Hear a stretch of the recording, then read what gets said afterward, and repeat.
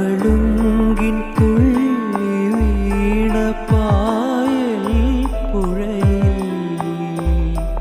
ചാഞ്ഞുലഞ്ഞ ചന്ദ്രബിംബം താനേ